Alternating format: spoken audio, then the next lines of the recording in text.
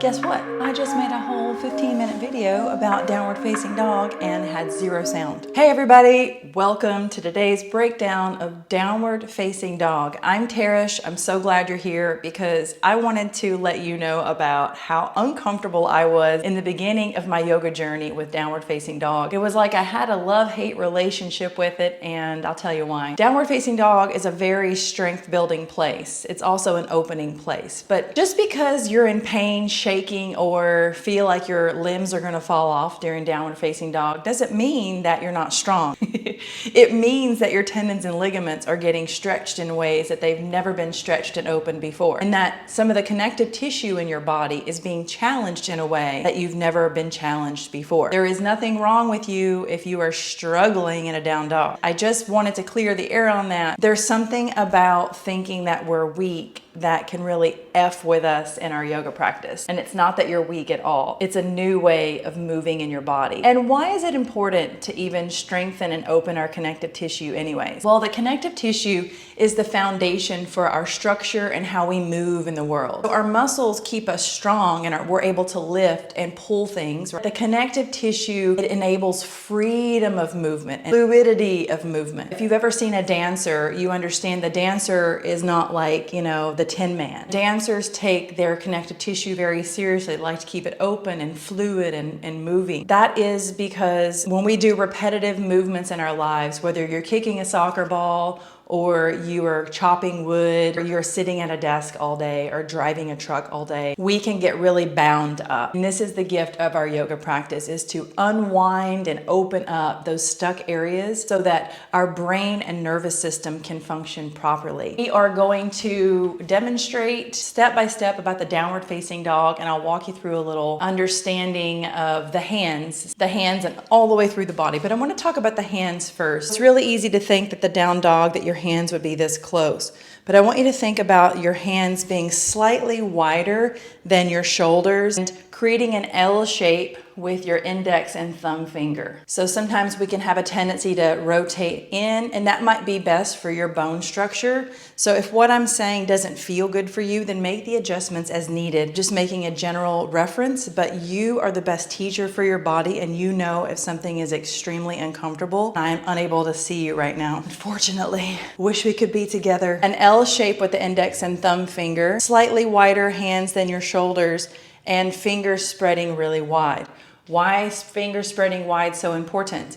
Because we're constantly using the steering wheel, gripping our phones, we're using our hands to work. Over time, it can cause constriction and too much flexion in the wrist, and carpal tunnel over time can be an issue. Our yoga practice keeps this channel open and operating effectively. We go with the hands. Let's go to the yoga mat and get started. A great starting point for the downward facing dog is high plank. High plank, your hands are underneath the shoulders, balls of the feet underneath the heels. Modify, you can be on the knees. This is perfect as well. So from a modified or a high plank in general, take the tailbone up high, making an upside down V. I like to walk my feet in 1 inch or so from here. As you tilt the sits bones up, press down through the arms. Arms and side bodies get really long.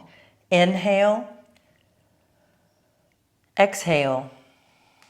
You can start to walk it out. Your feet are hip width apart. And from the balls of the feet, put a slight micro bend in the knees as the back of the thighs press up.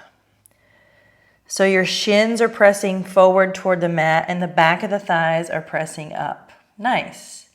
Come forward, high plank. You can take a break on your knees if you'd like. Otherwise, come back into downward facing dog. Your core is engaged through the entire practice of yoga. Inhale. Exhale. From the palms, press through the arms really strong as your triceps wrap toward the midline. So inwardly rotating the triceps. The neck is soft. Breathe in, breathe out. Come down to your knees, take a break. Good, so you have a good idea of a starting point for your down dog. And over time and over practice after practice after practice and learning these cues that you'll hear, you're going to continue to feel and shift and critique because your connective tissue is going to open and strengthen. And over time, your practice is really going to evolve. In the beginning, if I didn't mention, sometimes just holding a down dog for 2 to 3 breaths is literally all you can do. I get that. I was there, and I still some days, if I've been doing a lot of strenuous activity with my upper body and it's tight, I'll come to a down dog and I'm like, oh my gosh. But again, the practice will open you up. I want you to really think about that your legs are powerful in this pose more than any other part. In the beginning, you may seem to dump a lot of weight into your wrist. Your wrist might be uncomfortable, your shoulders will be uncomfortable, but remember that your legs are the strongest part of your body.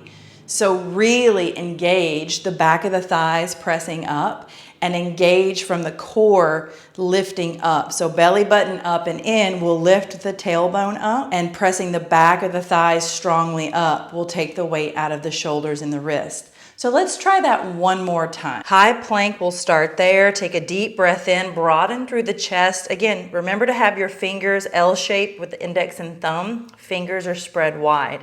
Downward facing dog, exhale. Good, you can walk the feet in an inch or so if that feels good. Engage through the core as you lengthen through your side bodies. Breathe in, breathe out. Good, back of the thighs press up toward the ceiling. And a gentle micro bend in the knees to facilitate that lift. Breathe in, breathe out. So breath is first in every pose. And then again, remember the legs are strong here. So using the strength of the legs to get the weight out of the wrist, press through the palms. Triceps gently wrap inward toward the midline. Inhale. Exhale. Very good. Come down, take a break. You can practice that with every single yoga class that you do.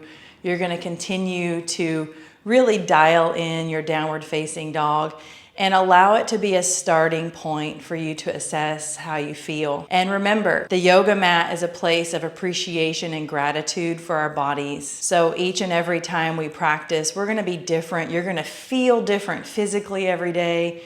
Your heart and emotions and your mind are gonna be in a different place every day. May we remember that we come to our practice with compassion for ourselves, and from that compassion for ourselves, we can truly cultivate compassion for others. I'm so proud of you for taking this time to work on yourself and be with yourself and your body.